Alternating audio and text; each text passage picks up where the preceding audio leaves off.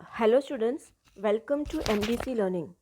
Standard SYBCom subject auditing topic difference between bookkeeping and auditing. Students, in this lecture we are going to study about the difference between bookkeeping and auditing.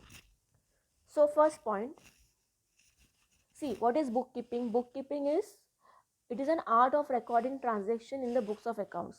ठीक है, जब भी कोई transaction होता है तो accountant इस transaction को बुक्स में रिकॉर्ड करता है, जर्नल, लेजर, करेक्ट, और इसी को हम क्या कहते हैं, बुक कीपिंग. लेकिन ऑडिटिंग क्या होता है, ये जो बुक कीपिंग, ये जो बुक्स रिकॉर्ड किए हैं अकाउंटेंट ने, ये बुक्स को एग्जामिन करना, एनालाइज करना, चेकिंग करना, इससे हम ऑडिटिंग कहते हैं.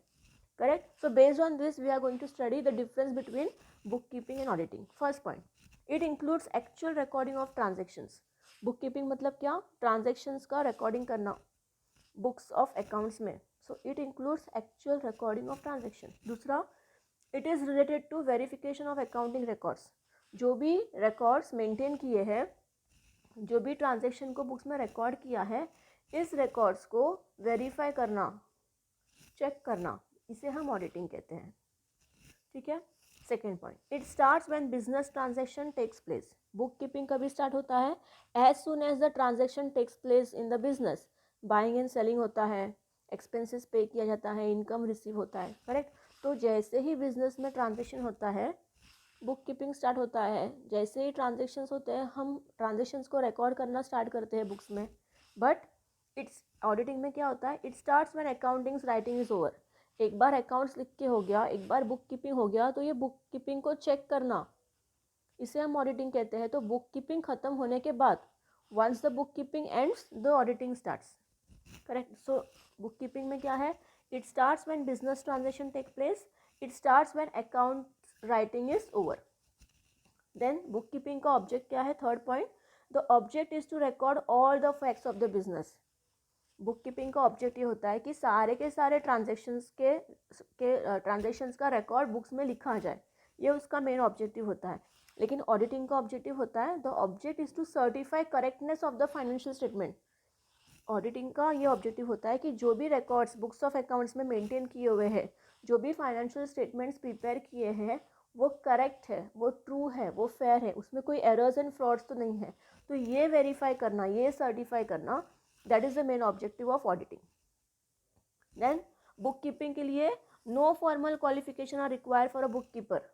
जो भी बुक कीपिंग मेंटेन करता है या बुक्स को मेंटेन करता है, अकाउंट्स को मेंटेन करता है, रिकॉर्ड्स रखता है ट्रांजेक्शन्स के, इसके लिए जो एम्प्लॉय होता है, उसके लिए कोई भी फॉर्मल क्वालिफिकेशन की ज़रूरत नहीं है. लेकिन ऑडिटिंग में formal qualification must be possessed by an auditor.